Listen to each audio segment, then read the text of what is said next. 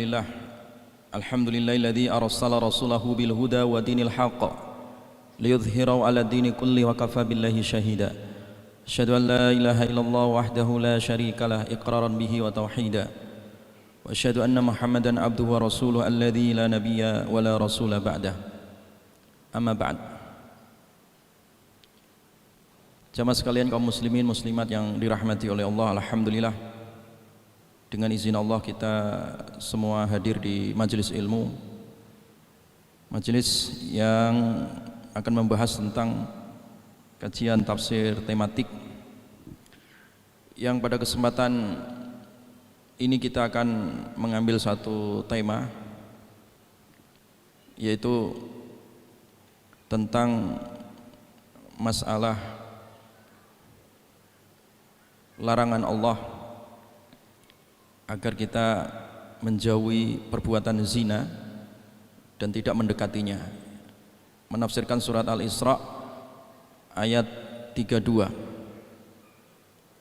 Jamaah sekalian yang dirahmati oleh Allah, di dalam surat Al-Isra ayat 32 Allah Subhanahu wa taala mengingatkan kepada kita semua kaum muslimin dan muslimat, mukminin dan mukminat agar tidak mendekati perbuatan yang satu ini, yaitu tentang zina, ya. A'udzubillahi minasyaitonir rajim. Wala taqrabuz zina. Wala taqrabuz zina, janganlah kalian mendekati az-zina. Innahu kana fahishatan wa sa'a sabila.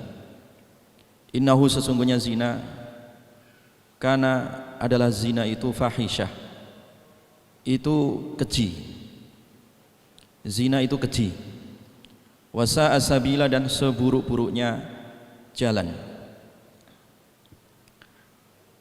Jamaah sekalian dirahmati oleh Allah Subhanahu wa taala.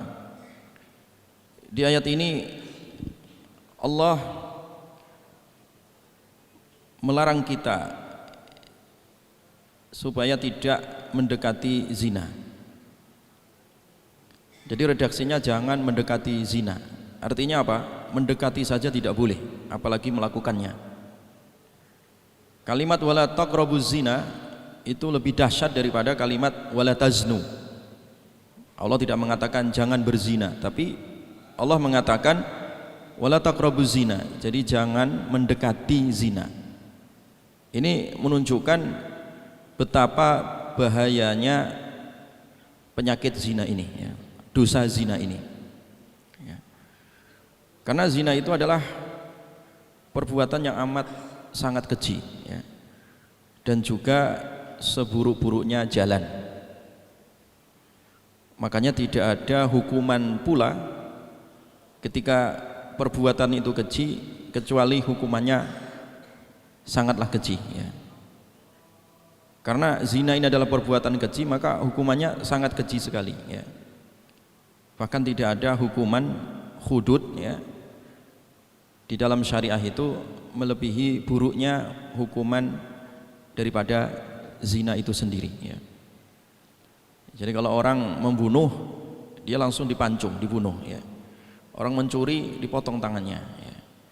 Tapi kalau orang berzina, dia itu muhsan, itu hukumannya itu dibunuh, ya.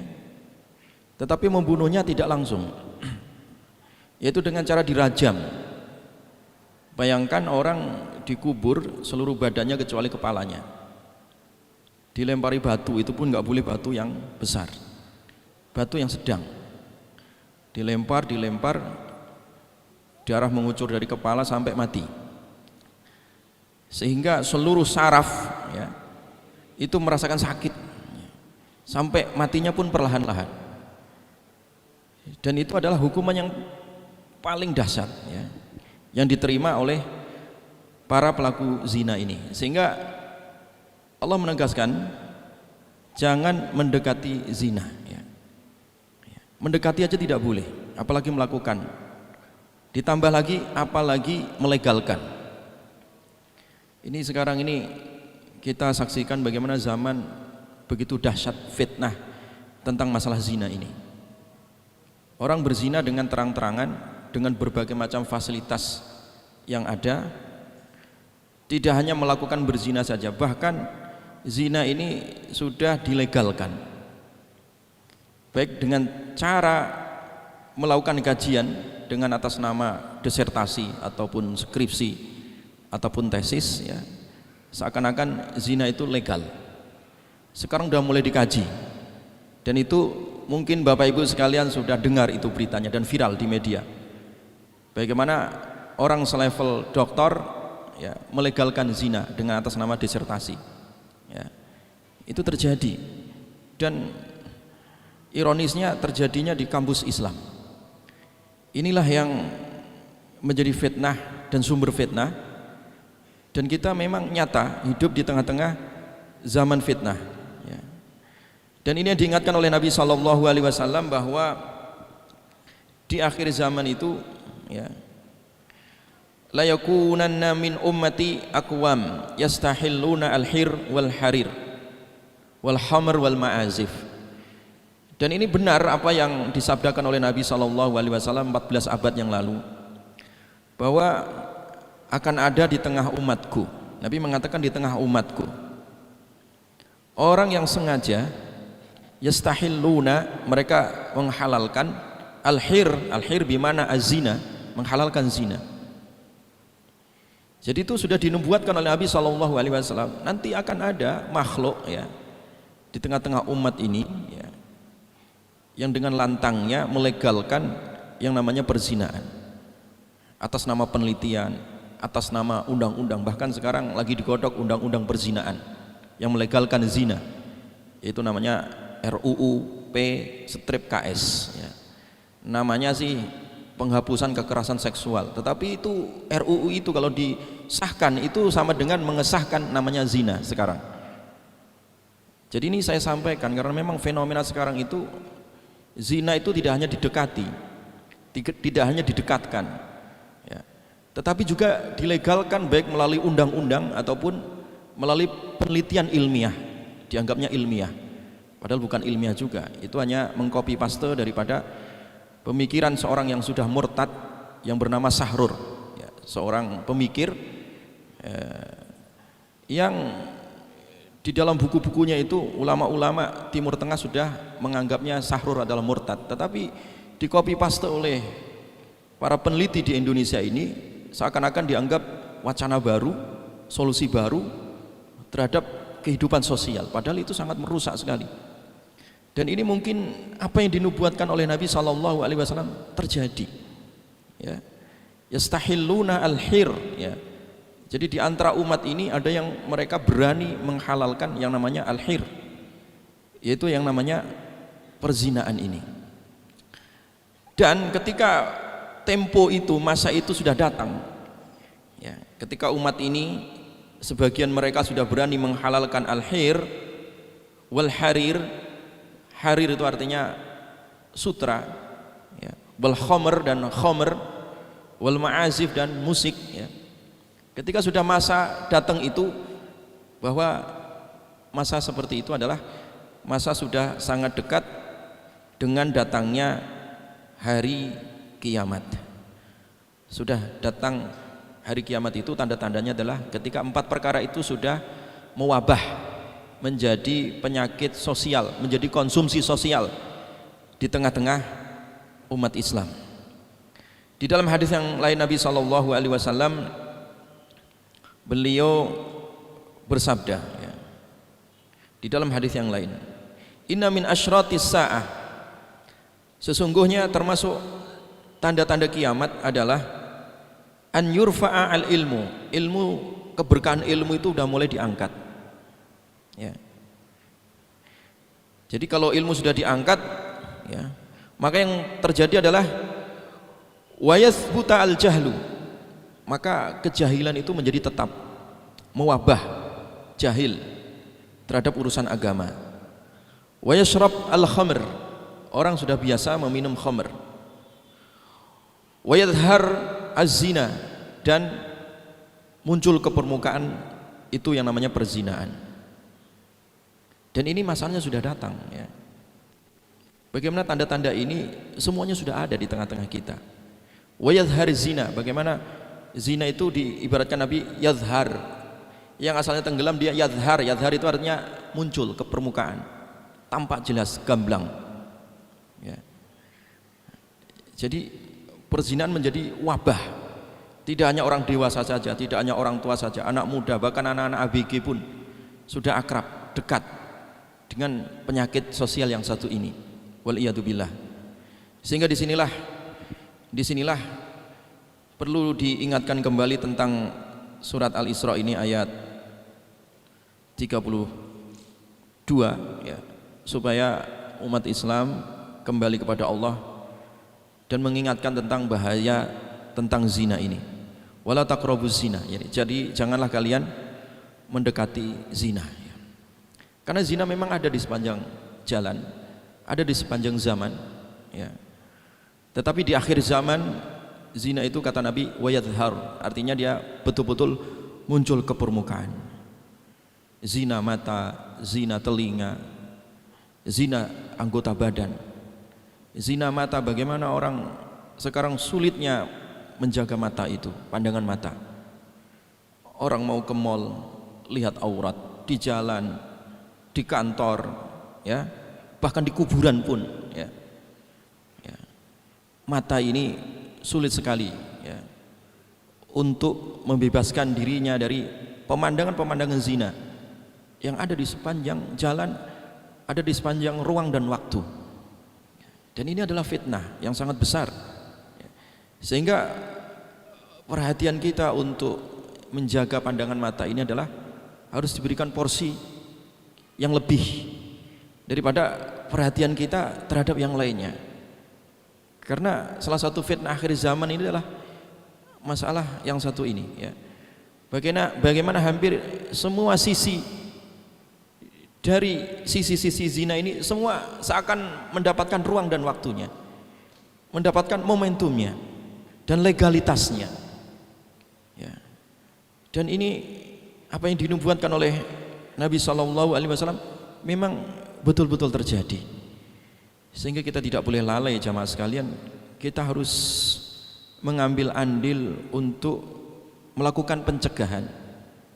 Kita harus menyumbang sesuatu untuk bisa memproteksi ya, supaya umat Islam, anak-anak kaum muslimin terbebas dari yang namanya wabah penyakit yang namanya zina ini.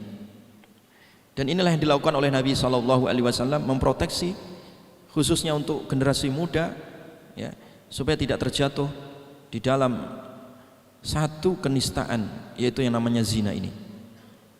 Datang kepada Nabi sebagaimana disebutkan oleh Imam Ibnu Katsir ketika menafsirkan ayat ini. Datang seorang muda ya, anafatan syaban atan Nabiya sallallahu alaihi wasallam. Anak muda yang syahwatnya menggelora, yang paling dekat dengan zina daripada syahwat yang lainnya.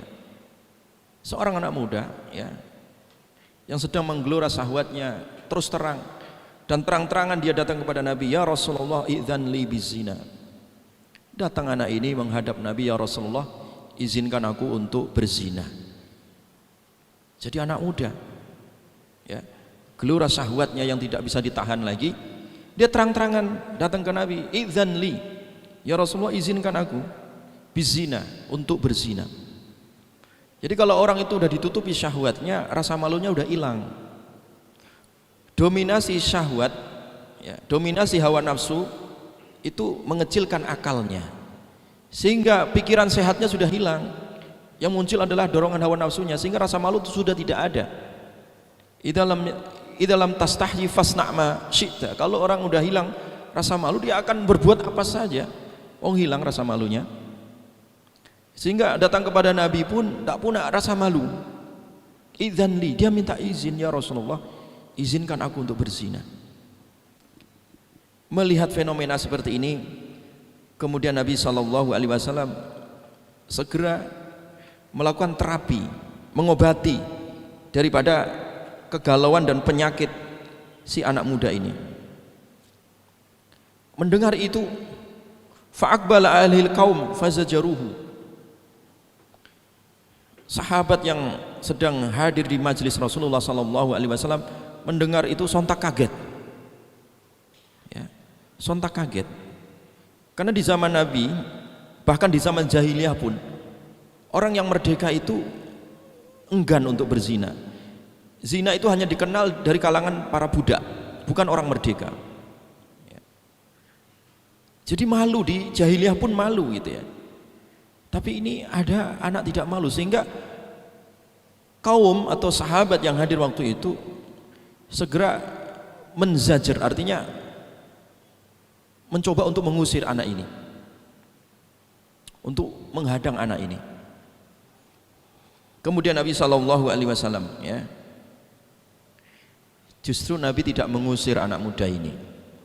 Sahabat yang ingin mengusir anak muda ini, ingin mengeluarkannya dari masjid, justru Nabi mengatakan, udnuhu, dekatkan dia ke sini, suruh ke sini. Fadana minhu qaribah, anak muda ini akhirnya didekatkan dan berhadapan muka ke muka dengan Nabi sallallahu alaihi wasallam. Faqala ijlis, nak kamu duduk nak. Fajalasa, akhirnya anak muda ini duduk ya. Faqala, maka Nabi sallallahu alaihi wasallam bertanya kepada si anak muda ini, atuhibbuhu li ummika, nak apakah senang kalau zina itu menimpa ibumu? Qala la wallah, tidak ya Rasulullah, mana ada orang yang rela kalau ibunya dizinai. Demi Allah tidak ada ya. Demi Allah tidak ada ya Rasulullah. Walan nasu yuhibbunahu li ummahatihim, demikian juga enggak ada manusia yang senang kalau ibunya dizinai orang. Enggak ada ya Rasulullah. Sepreman-premannya manusia enggak senang kalau ibunya dizinai orang. Qala, Nabi kemudian melanjutkan pertanyaan yang berikutnya, afatuhibbuhu li banatika, kalau kamu punya anak perempuan, bayangkan, senangkah kalau anak perempuanmu itu dizinai orang, digagai orang? Qala la wallah, demi Allah tidak, saya tidak akan senang itu. Mana ada yang suka ya. Walan nasu yuhibbunahu, dan juga tidak ada manusia yang senang itu ya. Jadi walan nasu yuhibbunahu li banatihim, enggak ada manusia senang ya kalau anak perempuannya dizinai orang. Pelacur sekalipun nggak senang kalau anak perempuannya dizinai orang ya. Nabi kemudian meningkatkan pertanyaan yang ketiga, afatuhibbuhu li ukhtika, nah kalau kamu punya saudari perempuan, senangkah kalau saudari kandung perempuanmu itu juga dizinai orang? Qala la wallah, tidak ya Rasulullah, demi Allah enggak ada yang suka, saya tidak rela. Walan nasu yuhibbunah, demikian juga manusia mana ada yang rela ya. Mana ada yang rela ya li akhwatihim, bahwa saudari mereka dizinai orang, mana ada yang rela? Tidak ada. La wallah walan nasu yuhibbunahu. Nabi kemudian meningkatkan pertanyaan yang berikutnya ya, afatuhibbuhu li ammatik, apakah kamu senang kalau tante ya, tante dari arah ayahmu, jadi adiknya ayahmu atau kakaknya ayahmu itu tantemu dizinai orang, kamu senang atau tidak? La wallah, saya juga enggak senang ya Rasulullah. Walan nasu yuhibbunahu, manusia juga enggak ada senang li ammatihim, untuk tante mereka ya, dari pihak ayah, enggak ada yang senang. Kemudian Nabi bertanya lagi, afatuhibbuhu li khalatik, apakah engkau juga senang untuk khalah itu artinya tante dari arah ibu, jadi adiknya ibu atau kakaknya ibu perempuan, itu namanya khalah. Apakah kamu senang juga tante budimu itu ya dizinai orang? La wallah, tidak ada yang senang. Walan nasu yuhibbunah, dan tidak ada manusia yang senang itu ya Rasulullah. Sadar ini anak muda, disadarkan oleh Nabi, dimunculkan akal sehatnya, disirnakan syahwatnya, tadi diajak berpikir ya. Nah kalau kamu nggak senang kalau ibumu, anak perempuanmu, saudari kandungmu, tante dari pihak ayahmu, tante dari pihak ibumu kalau enggak senang dizinai orang. Loh, kenapa kamu mau berzina? Bukankah kalau kamu berzina itu tidak lepas dari orang-orang tersebut?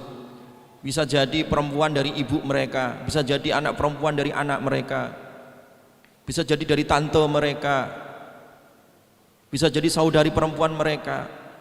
Loh, kamu kalau tidak senang ibumu, anak perempuanmu, ya, saudari perempuanmu, tantemu kalau nggak senang dizinai, ya jangan menzinai perempuan orang lain yang tidak halal bagimu. Sadar ini anak muda tadi sadar, yang akal sehatnya udah hilang, didominasi oleh syahwatnya, dia sadar. Ketika sadar itu, Nabi kemudian meletakkan, ya, tangan ke dada anak muda ini, diletakkan tangannya dan didoakan, Allahumma fir dzambah wa tahhir qalbah wa ahsin farjah. Didoakan oleh Nabi, ya Allah, ya, ampunkan dosanya, ya, ampunkan dosa anak muda ini, ya. Wa tahhir qalbah, dan bersihkan, sucikan hatinya. Wa hassin farjah, dan jagalah kemaluannya. Jagalah kemaluannya. Jamaah sekalian dirahmati Allah. Jadi setelah doa ini, anak muda ini berdiri dan bergegas dan bersumpah atas nama Allah, ya, dan sadar dengan hidayah Allah tadi itu. Dia mengatakan tidak ada perbuatan setelah perbuatan itu saya paling suka dengannya, yaitu zina tadi. Setelah ini aku mendengar dari Nabi SAW, tidak ada perbuatan yang paling menjijikkan, yang paling aku benci daripada perbuatan itu zina. Daripada itu perbuatan zina. Nah, inilah tugas kita jamaah sekalian sekarang, melakukan penyadaran kepada masyarakat, melakukan penyuluhan khususnya kepada anak-anak muda itu, anak-anak ABG sekarang. Bagaimana wabah zina ini sekarang menyerang generasi muda, ya. Wabah zina ini sudah tidak mengenal usia lagi, sudah tidak mengenal tempat lagi, sudah tidak mengenal waktu lagi, tidak disekat oleh ruang dan waktu sekarang. Wal iyadu billah. Padahal tidak ada dosa besar setelah syirik dan membunuh melebihi besarnya dosa zina. Jadi zina itu termasuk dosa yang menghapuskan semua amal. Semua amal itu ludes. Walladzina la yad'una ma'allahi ilahan akhar wa la yaqtuluna an-nafsa allati harramallahu illa bil haqqi wa la yaznun. Jadi Allah meletakkan dosa zina itu setelah dosa syirik, setelah dosa membunuh, dan juga setelah itu baru dosa zina ini. Dia termasuk mubiqat, termasuk 7 dosa yang menghancurkan semua amal. Dikisahkan di zaman Bani Israel. Ini sebagaimana hadis yang diriwayatkan oleh Abu Musa Al-Asy'ari radhiyallahu an, dan ini diwasiatkan oleh Abu Musa kepada anak-anaknya tentang masalah bahaya zina ini. Untuk generasi penerus diingatkan oleh sahabat yang bernama Abu Musa Al-Asy'ari. Abu Musa Al-Asy'ari ketika dalam kondisi sakaratul maut, beliau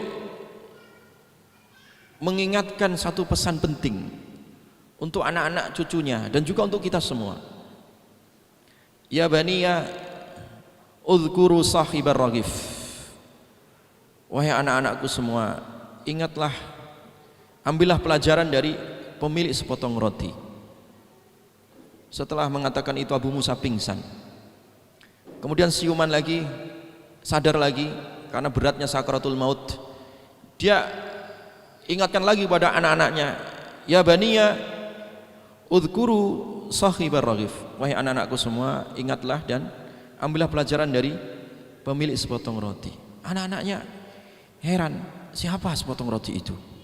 Kemudian Abu Musa menceritakan hadis ini dengan panjang lebar.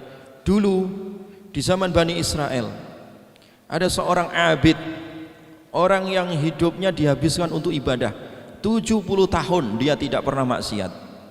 70 tahun tidak pernah matanya berzina, telinganya berzina. Dia hanya beribadah saja. Dia uzlah, menjauhkan diri dari masyarakat demi untuk ibadah saja. Tetapi dia diuji oleh Allah. Setelah 70 tahun dia beribadah, sedikit pun tidak pernah bermaksiat walaupun sekedip mata. Dia turun gunung di tengah-tengah masyarakat. Tiba-tiba dia kaget karena tidak menjaga kedua matanya. Dia melihat seorang wanita cantik. Dia pandangin, kemudian setelah memandang timbullah pikiran, dorongan syahwat untuk mendekatinya, untuk mengajaknya, dan akhirnya berzina selama 7 hari 7 malam. 7 hari dia berzina. Setelah 7 hari dia berzina bersama wanita tersebut, dia teringat, sadar. Ketika sadar ini, dia sangat menyesal. Dan karena memang bawaan zina itu akan menyesal seumur hidup, ya. Makanya orang berzina itu salah satu azabnya di dunia itu adalah diberikan kesedihan seumur hidup selama dia tidak bertaubat, ya. Kesedihan tetapi dia tidak tahu dari mana sumber sedih. Ya karena zina tadi, sedih, sempitnya dada, hilangnya cahaya muka, hilangnya cahaya hati. Itu memang hukuman di dunia. Dia menyesal. Ketika menyesal itu dan dia sadar, tidaklah dia berjalan 1 jengkal kecuali dia sujud. Saking nyesalnya itu, tidaklah dia berjalan 1 jengkal kecuali sujud, sujud. Sampai di jalan raya pun kalau bahasa sekarang dia sujud. Ketika jalan dia sujud, ya. Dia letakkan keningnya di tanah. Saking dia menghinakan diri di hadapan Allah, dia nyesal. Masyarakat yang melihat dia dikira ini orang lapar jatuh. Setiap jalan jatuh dikira lapar. Akhirnya dia taruhlah ini orang di tempat singgah, di tempat orang-orang yang miskin, di rumah singgah di situ. Yang di situ sudah ada 12 orang. Yang setiap hari 12 orang ini biasa mendapatkan jatah roti, sepotong roti. Nah, si abid ini orang yang baru saja berzina dan menyesal tadi, akhirnya ditaruh di situ juga. Setiap hari orang ngirim roti di situ hanya 12. Berarti ketambahan si rahib tadi, si abid tadi itu berarti menjadi 13, padahal jatahnya setiap hari itu 12 saja. Ketika roti itu dilemparin, dibagi-bagikan, kebetulan dia si abid ini datang duluan, dia dapat. Ketika orang-orang yang lain yang biasa sudah dapat jatah, ada satu yang nggak dapat, sehingga bertanya, mana jatah rotiku? Ya. Di absen satu persatu, ternyata roti itu ada di tangan si rohib atau si abid tadi itu. Lah itu dia, rotinya di situ, orang baru itu pendatang.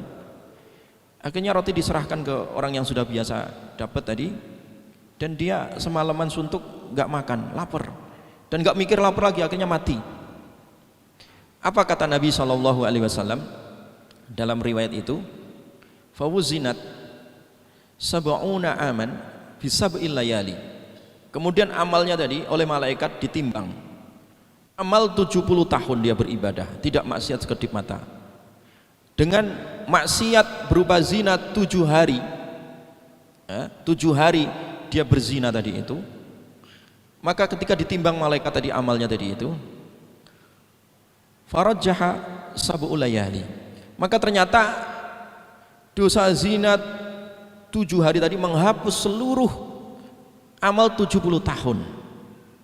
Makanya Nabi menyebutnya zina itu mubiqat, artinya dosa besar yang menghapus semua amal. Ludes semua amal 70 tahun, Pak. Hilang, sia-sia. Tetapi karena dia bertaubat tadi, karena dia bertaubat, Allah ngasih kesempatan. Dan pasca dia bertobat, dia hanya beramal 1 potong roti saja, yaitu jatah roti dia tadi dikasihkan ke orang lain, hanya sepotong roti saja. Pasca dia beramal, pasca dia bertobat tadi, akhirnya ternyata Allah Subhanahu Wa Taala menerima taubatnya dan menimbang sepotong roti tadi, sepotong roti yang dia sedekahkan kepada orang lain tadi itu ditimbang. Fawuzinat sab'ul layali birraghif, kata Nabi. kemudian ditimbang, ya, ditimbang itu dosa zina 7 hari tadi itu dengan sepotong roti. Tapi sepotong roti tadi setelah dia bertaubat tadi. Tidaklah dia jalan 1 jengkal kecuali dia sujud taubat artinya. Nah, 7 hari dia berzina tadi itu, waliyatubillah, ditimbang dengan sepotong roti setelah dia bertaubat tadi itu, farajjaha ar-raghif, maka Allah berikan ampunan dan dimenangkan dengan sepotong roti tadi itu. Jadi kalau toh dia tidak bertaubat, kalau toh dia tidak bersedekah dengan sepotong roti, tentu dia sudah ditunggu oleh api neraka. Waliyatubillah, karena tidak main-main. Dosa zina itu bukan dosa biasa, itu dosa besar. Dosa setelah orang syirik, setelah orang membunuh, itu adalah diletakkan oleh Allah dosa zina itu tadi. Sehingga di sini, ya di sini Nabi SAW tadi itu mengingatkan bahayanya 70 tahun saja dia beribadah tak pernah maksiat, yang harusnya itu menjadi amal bekal ibadah yang diterima oleh Allah, tapi gagal total hanya gara-gara 7 hari dia maksiat, yaitu berupa zina tadi. Kalau seandainya dia tidak bertobat, ya, seandainya dia tidak bertobat, tentu dia nol dari amal dan membawa 7 hari dosa besar berupa zina tadi, kalau seandainya dia tidak bertobat.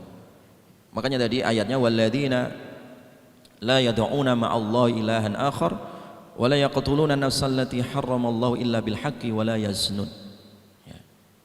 Wa may yaf'al dzalika yalqa athama yudha'af lahu al-'adzabu yaumal qiyamati wa yakhlud fihi muhana.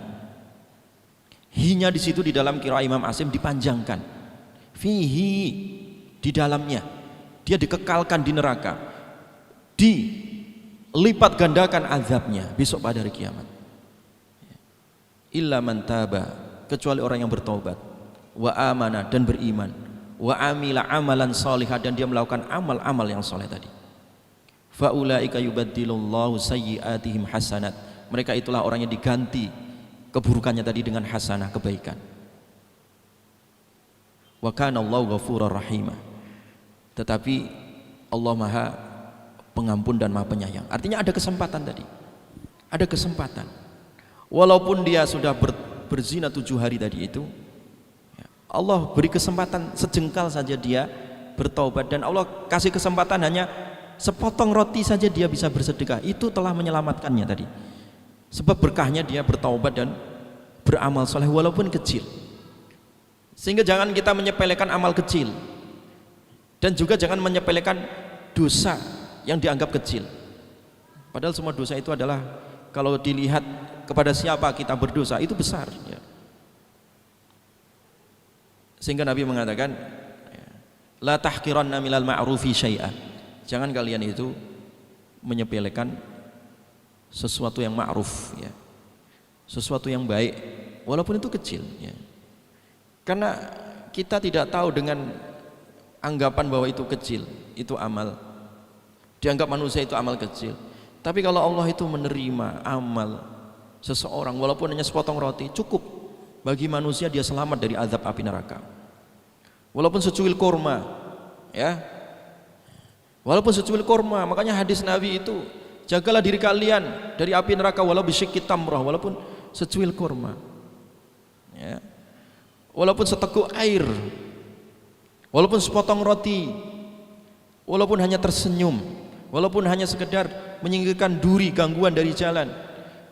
Wallahi itu kalau diterima oleh Allah cukup menyelamatkan seseorang dari azabnya Allah tadi. Ini si rahib tadi, si abid tadi yang 70 tahun yang sudah dihapus semuanya oleh Allah, 70 tahun tadi gagal total ibadahnya tadi itu sebab zina tadi. Allah terima kembali taubatnya, terima kembali hanya sepotong roti, Allah selamatkan. Dan Allah hapus itu dosa zina tadi itu, ya, dengan bertaubat kepada Allah Subhanahu wa taala. Tetapi jamaah sekalian, orang yang berzina itu harus ditegakkan hudud, ya. ditegakkan hudud. Hudud itu artinya ada hukuman dunia sebelum dia bertaubat, ya.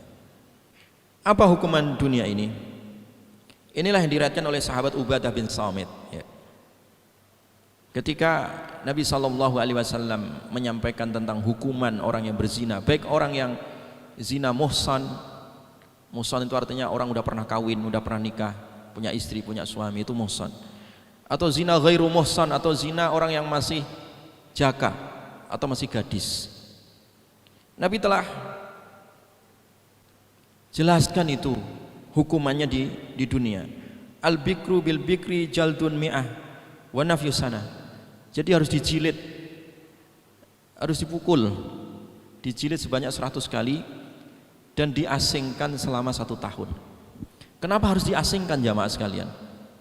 Kenapa ketika dijilid harus dipertontonkan di tengah masyarakat? Wah, itu kan gak manusiawi. Itu perasaan orang zalim saja. Itu manusiawi, tujuannya supaya kapok orang lain melihat itu. Kenapa harus diasingkan selama 1 tahun? Karena zina itu penyakit lebih menular daripada penyakit flu. Itu zina itu sangat menular sekali. Makanya orang menceritakan zina saja tidak boleh, menuduh zina saja tidak boleh. Kalau betul-betul tidak ada 4 saksi yang betul-betul melihat seperti celak masuk ke dalam lubangnya, hampir mustahil. Kalau orang tiba-tiba nuduh zina nggak ada bukti, justru dia yang harus dikenai hukuman. Jangan disebar, karena dengan penyebaran zina itu mewabah. Dia lebih dahsyat wabah ini daripada penyakit flu sendiri, pilek atau batuk sendiri. Lebih dahsyat penyebarannya, sehingga ketika ada gadis atau jaka berzina diasingkan selama 1 tahun. Tetapi kalau orang udah pernah merasakan nikmatnya dunia, udah pernah nikah, punya istri, punya suami, dia tetap berzina, maka hukumannya adalah mati. Hukumannya adalah mati, yaitu rojam, hukuman mati. Dan matinya tadi itu tidak boleh langsung sekaligus mati sebagaimana hukuman orang yang membunuh orang, ya. Matinya perlahan-lahan, sebagaimana dulu dia merasakan nikmatnya seluruh sarafnya saat dia berzina, demikian juga Allah hukum seluruh sarafnya merasakan pahitnya, sakitnya, pedihnya, dirajam sampai mati, ya. Baru diampunkan oleh Allah Subhanahu wa ta'ala. Kalau orang berzina tidak dihukum di dunia, dia akan dihukum nanti dirajam di akhirat oleh Allah Subhanahu wa ta'ala, wal iyadu billah. Jadi oleh karena itu, sekali lagi ayat ini sangat dahsyat. Wala taqrabuz zina innahu kana fahisyatan wa sa'a sabila. Jangan kamu dekati zina, ya, karena zina itu adalah sangat keji dan seburuk-buruknya jalan. Orang berzina dosa besar. Orang berzina seluruh amalnya dihapus oleh Allah. Tetapi lebih besar dan lebih keji dan lebih dosanya besar berlipat ganda, yaitu orang yang melegalkan zina. Ini lebih besar dosanya. Makanya ulama sepakat, orang yang melegalkan zina hukumnya murtad, kafir.